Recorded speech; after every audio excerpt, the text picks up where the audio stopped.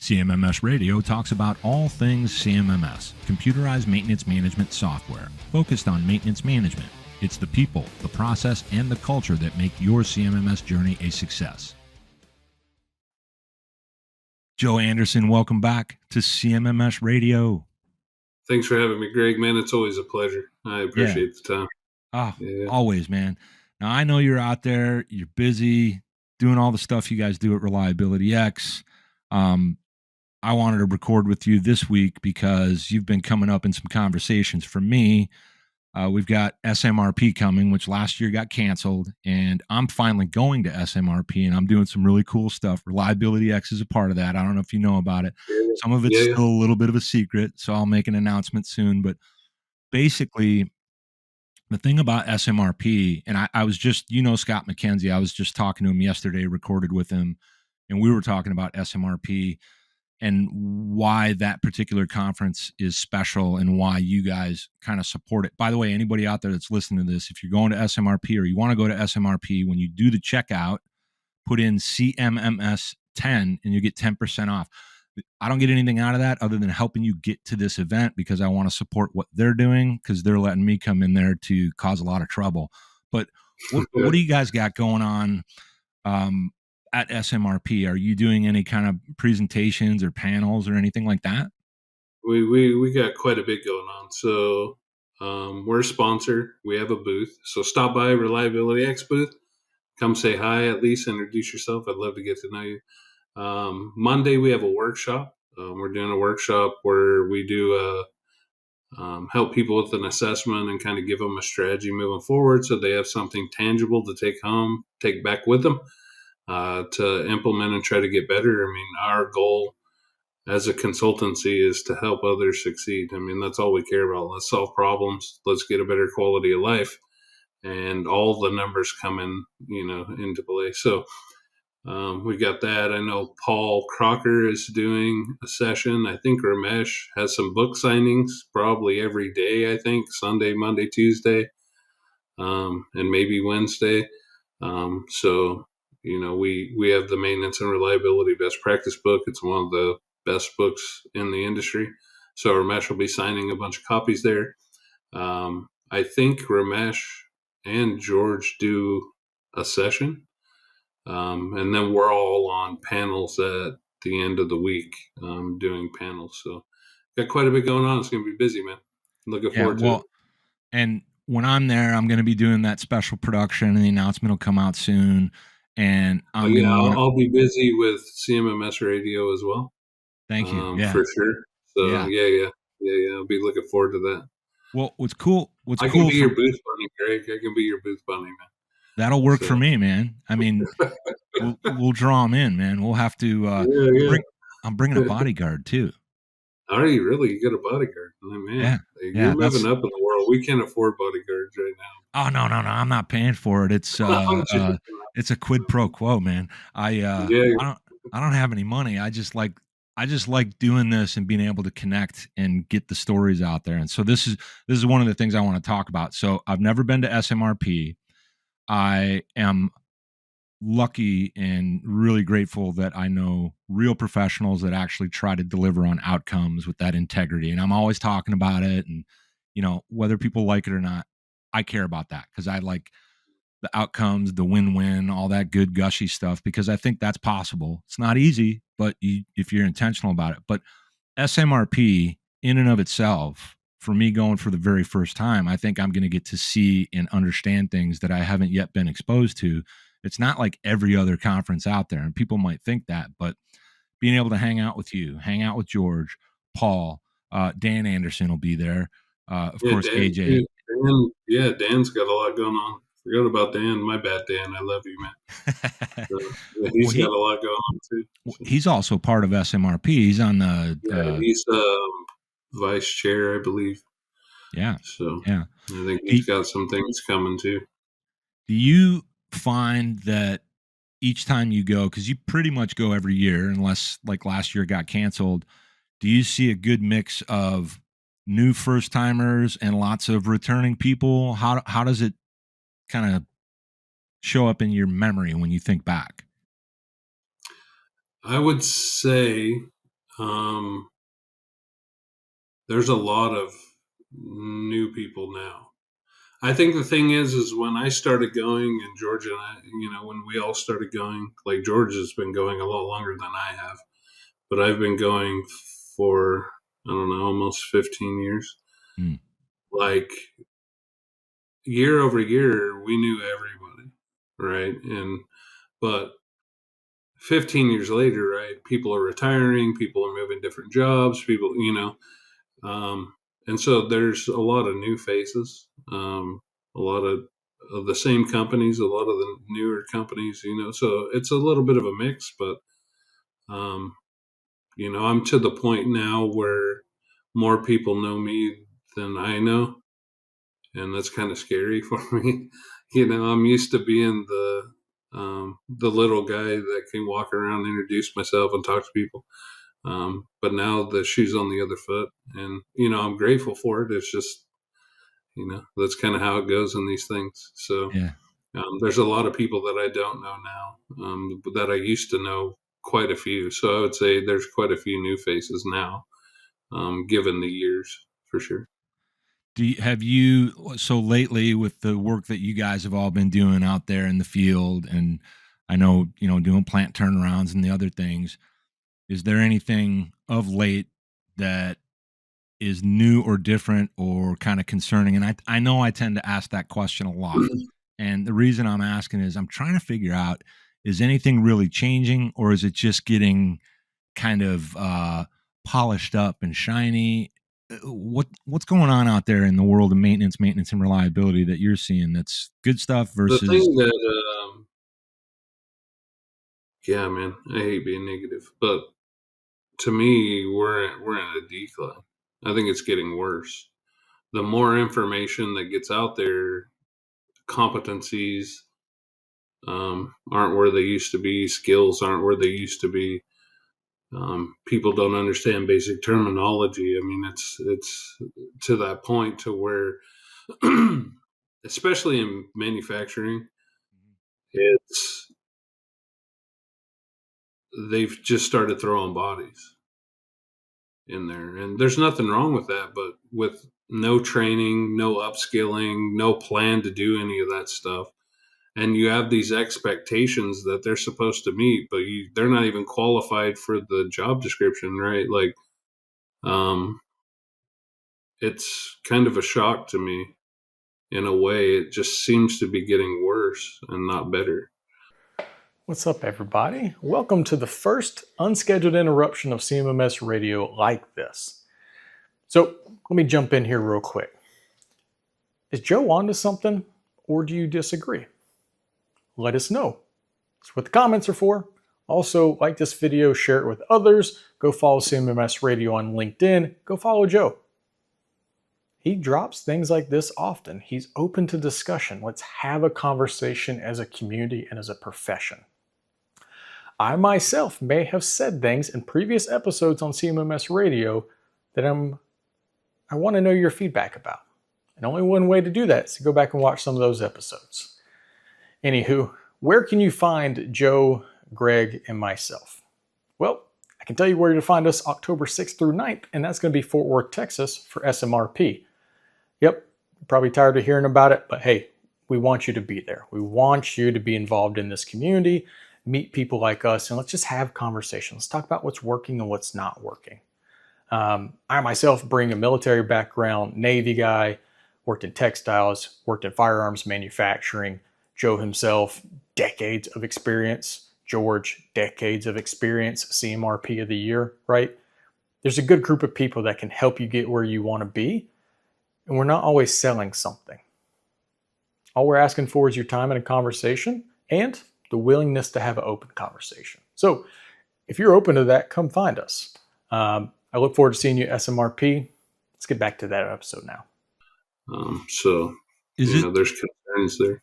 Is it because, I don't know if we really are going to figure out the answer, but do you think it's because the companies that are onboarding the people, they need to get the people, don't want to spend the money and invest the time in those people because they're afraid they're going to leave, or maybe everybody's in too much of a hurry? Is there any like one thing or two or three things? Well, I mean, that's what separates great companies from everybody else is the fact that you train them well enough so that they can leave, but you treat them good enough so they don't. And it used to be, everybody was looking for money. But if you've noticed over the years, that's keeps dropping on the list of things that are important. Mm-hmm. But we doesn't seem to have been able to either comprehend that or close the gap or whatever. And so, it everything rises and falls on leadership. So at the end of the day, you're mad at these people on the line, but who's to blame, right? And so it's just one of those things, man. Yeah. I think Yeah. it's going to be probably 10 years as these generations coming up now are moving into the trades more and more, getting away from university life and understanding that the trades are where it's at. You'll see us recover from it, but I think we've got 10 years of just kind of chaos at this point that we're going to have to get through. I don't know. I could be wrong, but I hope I'm wrong. Yeah, So, I think a lot of us would agree that we hope that that's not how it's going to go, and we see that kind of changing. It seems like it's trending where more of the younger generation is moving towards the trades, but until we really see the impact happen in manufacturing, because there's such a shortage, and then whoever's coming to manufacturing, do they really know how, from a maintenance perspective, from a production and operator perspective, from an engineering perspective, because there's different types of engineers for designing the systems. When that gets a little bit better, it'll work out. It's just there's going to be lots of ups and downs and pains along the way. I wanted to ask you about a concept, and I probably should have told you ahead of time I was going to ask about this. TPM. mm-hmm. TPM. Now, TPM, that's Yeah. total productive maintenance. I'm wondering, I know it's a big concept and there's a lot to it, but there's this idea in my mind and a lot of people that I've talked to where that's kind of more of like a Japanese concept, and or not, but like this idea that It who is a really does Japanese it? for sure. Is it possible for you to give us like a little mini primer on generally what it is and why it should be considered? All right, so we'll see if we can make the world mad at this point because it's um, there's different philosophies, but a lot of people in the maintenance space and reliability space think TPM is operator care. That is completely false. TPM is an operating system for your entire organization. Okay, so it sets it up in pillars, right? You have the AM pillar, which is autonomous maintenance. You have the PM pillar, which is planned maintenance. You have HS&E, health, safety, environmental, right? You've got the quality maintenance pillar. You've got, all these different ones. Organization, which is HR. You've got ENT, which is education and training. You've got IE, which is, your improvement type stuff. So more CI. And you've got early management, which is engineering. Because we don't quite understand it, there's a misnomer out there. But in my opinion, TPM is the only system that exists for operating in manufacturing. Everything else is chaos. What we like to do is pick and choose stuff and try to implement it, and then it fails, and then we blame it on that system or whatever, right? And then as you set up those foundations, you can integrate things in like Lean or Six Sigma if you want to. But in all honesty, the natural progression of continuous improvement will get rid of variation and lean out processes anyway. So you can call it whatever you want. But in Lean, Six Sigma folks like to fight over tools and stuff. A lot of that came out of either TPM or the Toyota production system. So those are kind of the two operating systems that exist, and it is what it is. It's a full-on system implementation overhaul to set foundationally the effectiveness pieces first, which effectiveness means you're doing the right work or the right things, and then you focus on making it more efficient. The problem is, in today's world, we bring in people to go look at our efficiencies when we're not even effective. We don't even know what the right work is or what right looks like, and we're working on efficiency. Now, you get small gains because anything you do, but when you work on the right things and then you make them more efficient, the step change is dramatically huge. Profitability goes through the roof, right? Cultures are phenomenal, right? So the problem today is that American culture isn't suited for something like TPM because we're too worried about the next quarter stock meeting, not the 10-year philosophy of what it takes to get and become excellent. So what we've done is there's a couple things. One, TPM was founded officially, its date was 1971. But in the 60s, it kind of came to be through stamping companies working with Toyota, right? But no one has taken the time to update based on the current information that we know, update any of the stuff.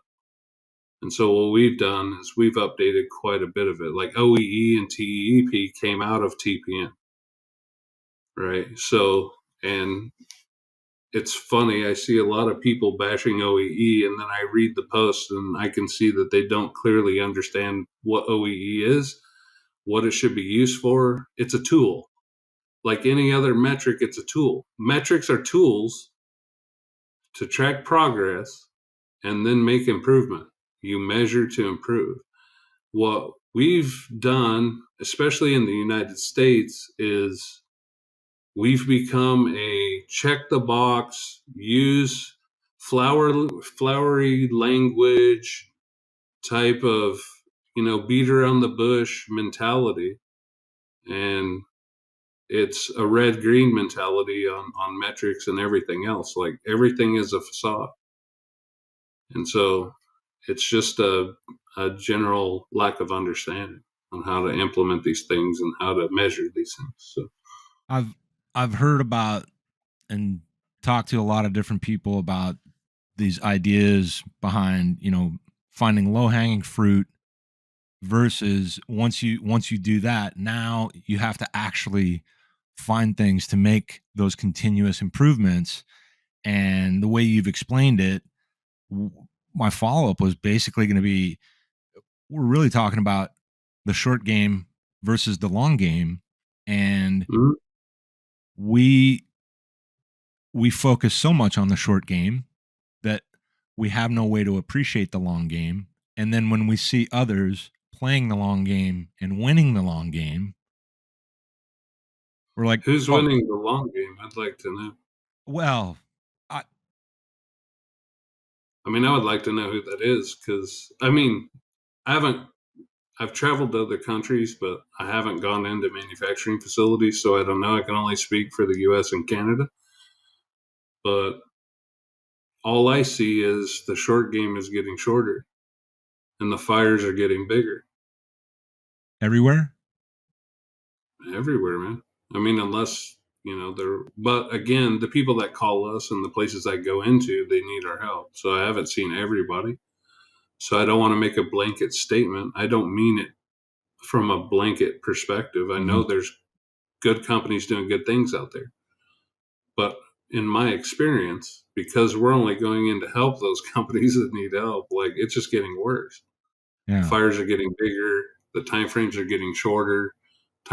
Attention span is shorter. And so we have to continue to innovate to find ways to keep people engaged, but the low hanging fruit is getting even lower. You know what I mean? Like it's, I'll put it to you this way. Before I started the company, I'll just give you a case study from my own background. Is as I got better at turning plants around and making them profitable, the last one I did, it took me about really 2 months to get everybody engaged on board and focused on the right thing. Mm-hmm. From there, it was just improving, right? It was that fast because the low-hanging fruit now, because of experience, right, is so easy for me to go in and just say, okay, let's solve this problem, solve this problem, solve this problem, make sure that it doesn't come back, right? And I typically go in and focus on operations, even though I was hired as a maintenance manager, because I know my problems aren't in maintenance. Everybody thinks the problems are in maintenance because, again, we don't understand OEE and how to categorize losses. We only have 2 buckets of loss, which is planned and unplanned downtime. Therefore, unplanned downtime, the bulk majority falls on maintenance's lap because they don't know, they don't define their losses, they don't understand them. Right. What you'll find is breakdowns are typically about 3% of plant losses. 3. But they'll tell you it's 30 to 40 or whatever and this and that, but that's because nothing is categorized. And just because maintenance gets called out to a machine doesn't make it maintenance downtime. Maintenance downtime is when component fails, right? In an unplanned situation, component fails, and I have to replace component in a time span of greater than 10 minutes, right? That's a breakdown, and maintenance owns breakdowns. Everything else is operational losses. So, but again, this is why it's so easy for us to come in and get results for our organization. Yeah. Because we have them rethink the way they go about doing business, therefore making them profitable. Sending their throughputs through the roof, counting smiling faces. Everybody's happy when things are running and there's no problems, right? The quality of life's fantastic. Profitability's going through the roof, so management's happy, right? I mean, Getting their that's bonuses. what we do. No, we sell outcomes. It's smiles on faces and profitability. I mean, there's nothing greater than that. Reduce risk. Like, safety incidents, they go down. So I remember a place I worked at, we had an ice cream social to celebrate that we only had 15 lost time accidents. That was a new record for us. That was a new 15. low. This is a new low for us. 15. We celebrated that. I'm like, well, we're the 15 people that lost time. Are we celebrating them? Like, well, what are we doing here? Like, it should be 0. Why is the goal 15? The goal should be 0. It changes your mindset on how you've got to go about doing things. Like, so what that's like I don't know. This is a terrible analogy, right? But some boxer goes into a fight after training and he gets knocked out in the 6th round, and they're out afterwards celebrating because the previous fight he got knocked out in the 2nd. It's like, dude, you made it to the 6th round. It's like, have you lost your mind? Right? It's like you still lost. Like, what are we doing? 15 people got hurt and lost time. Like, it wasn't near misses. It wasn't, 15 people got hurt. Yeah. And lost time, and we're celebrating in their honor. Like, I wonder if any of those 15 were like different levels of time, right? Somebody was out for a week versus some other person was. Oh my God. I'm sure they were, but it's like, that's wild. Let's celebrate some that. People, somebody gets run over by a forklift, right? And we're just celebrating. At least it was only you. You know what I mean? Like, well, what are we doing? But that's the culture, right? And even those people that got hurt come in and celebrate because that's the culture. They don't know any different. They don't know what good looks like. They don't think 0 is attainable because they've never seen good. So they think it's impossible. Every maintenance person, when I ask them if 0 breakdowns is possible, they tell me no. And I'm like, well, 1, what's a breakdown? They can't even define that. They can't even define the word maintenance correctly, right? But like 0 breakdowns is definitely doable and fairly easy to do with a good maintenance strategy and understanding how to go after things and finding them before they fail. You find it before it fails, you replace it in a planned downtime situation. You don't have an unplanned breakdown. So zero breakdowns are definitely possible, but people don't understand it because all they know is unplanned downtime equals maintenance. Therefore, maintenance gets the blame because maintenance, what we find is 75 to 80% of a mechanic's calls out to a machine are making adjustments to that machine. That's a lack of operator training. But what happens is that hits the maintenance bucket because it's unplanned and maintenance got called out to the line. And so now it's unplanned maintenance downtime because we called maintenance. Just because you called maintenance doesn't make it maintenance downtime. Right. I could be packaging on the back end of a line and accidentally hit an e-stop because the e-stop's wrongly located, which is an engineering issue that should have been corrected, right? But I can't figure out why the line stopped. Everybody's running around like a chicken with their head cut off. We call maintenance out. 20 minutes later, find out it's an e-stop, pull it out, hit reset, start the line back up. We're running again. Right. But it Are gets, you telling me that maintenance downtime because no. you called a maintenance guy out to pull out an e-stop, reset your line? No, that's a lack of training. Yeah. And the e-stop needs to be relocated so that we can't hit it like that. Like, So is this, you know? is this why this practice of standardization and putting things in the right place, like for example, in a CMMS, an EAM, or whatever the heck it is, so that we actually know this information, so it doesn't trick out the KPI and skew it to put all that burden on maintenance when they had literally nothing to do with it. And these companies are running around operating thinking that they just have a huge blind spot. If we were able to document it correctly in a CMMS, then it would give the maintenance manager data to fight that fight. That we need to recategorize our losses and understand this wasn't a breakdown. You called me out to pull out an e-stop and reset the machine. But what do we do as mechanics because we don't understand the value of information? We say, button pushed, reset. No context. Nothing. No And failure so modes. we fail to arm our maintenance managers with enough information to go to bat for them.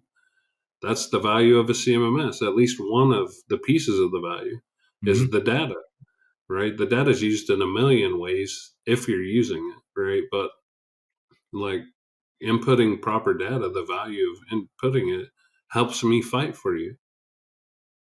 And Why what do you happens is maintenance guys come in and complain, stupid operator doesn't know, blah, blah, blah, blah. And then there's no documentation. And so the conversation I used to have with my guys is, what did you do about it? They said, well, what do you mean? I'm like, did you train the operator?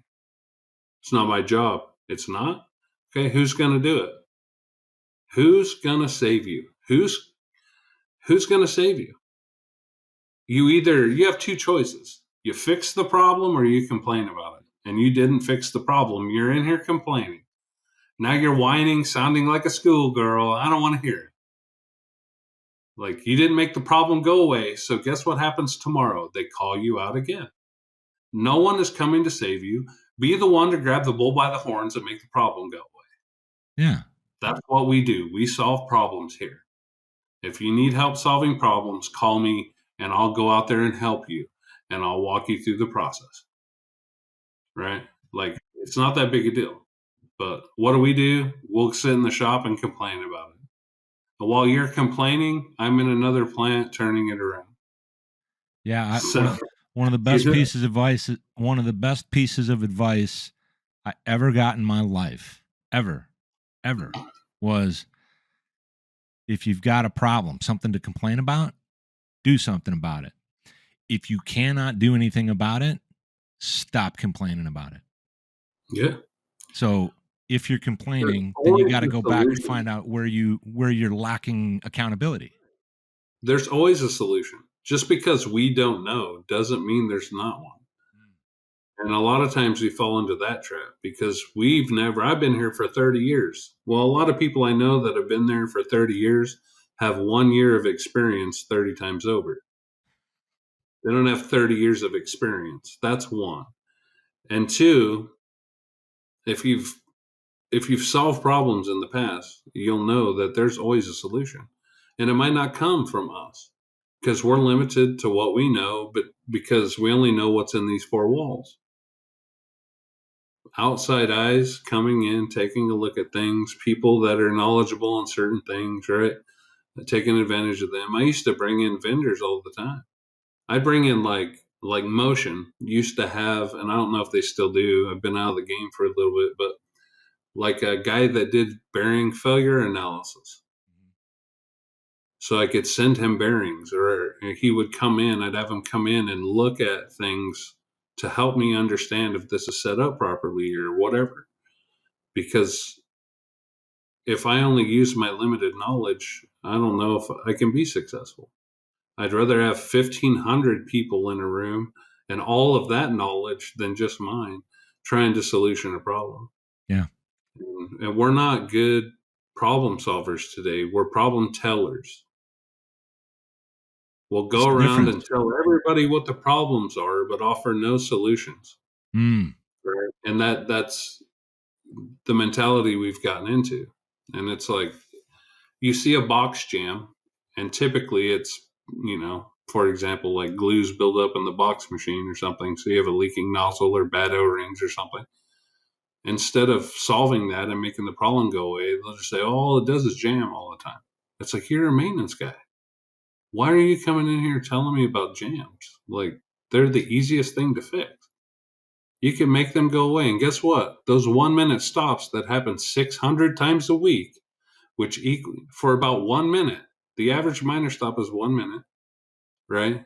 600, 700 times a week. That's 10 hours of no production. So if we can make those jams go away, how many hours of production do we get back? 10. How much throughput is that by the end of the year? 10 hours of production per week? That's 520 hours of production times however many units a minute. It's big. And do we have the capacity? You do. And does that drive your cost down? Yes, because the more you produce with the same amount of people, the lower your costs are going to be.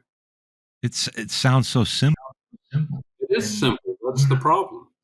And like, I've been thinking a lot about the cost of unreliability, because I don't think we quite understand. We accept 40, 50, 60% OEE in our facility. And we think that's the best it can get. And we just accept it. And I think it's because we don't truly understand the cost. Like, I think about like the iceberg analogy, right? You have the water line, and above the water is like all the tangible things that we know about, right? Mm-hmm. So, repair costs, scrap and rework, the energy waste, all the unplanned downtime costs, carrying costs for inventory, like those things are the above waterline things. But the money's made understanding the below the waterline things and making the problems go away. Like the lost sales and revenue because of lost throughput. It lowers your quality of product.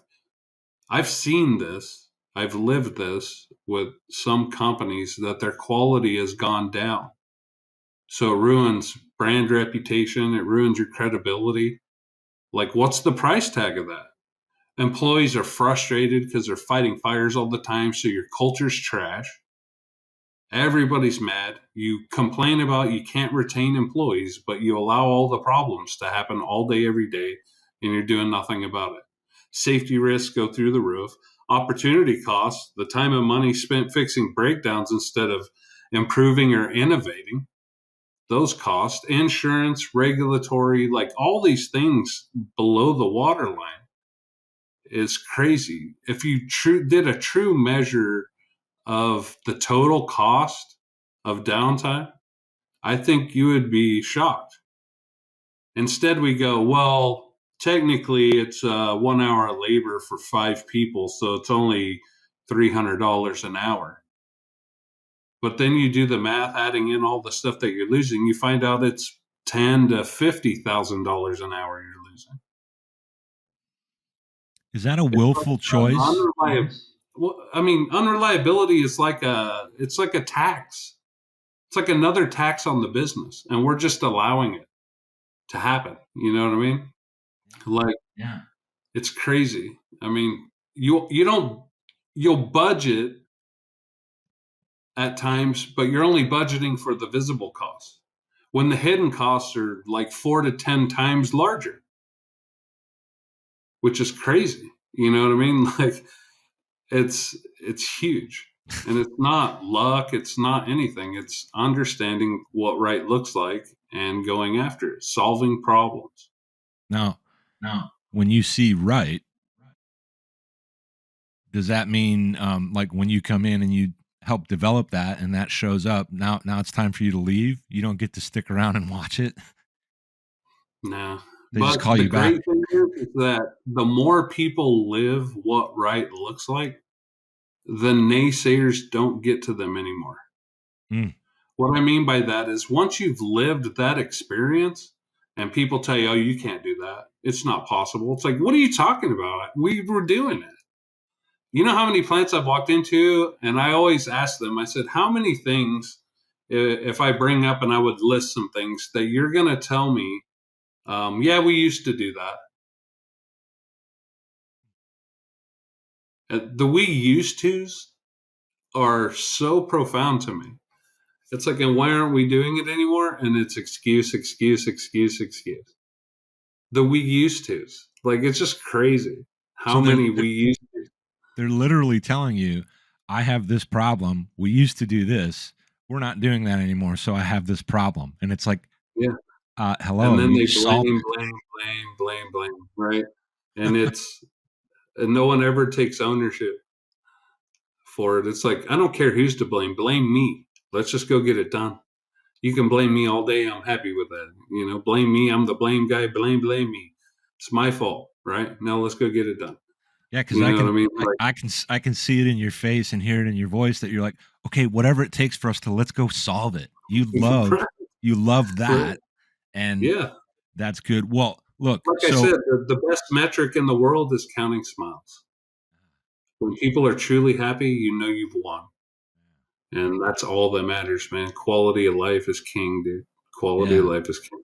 And let's remind everyone that always look for those opportunities to have gratitude. And I want to encourage everyone when they're at SMRP to find you and just chop it up some about this. I'm going to do that when we're there.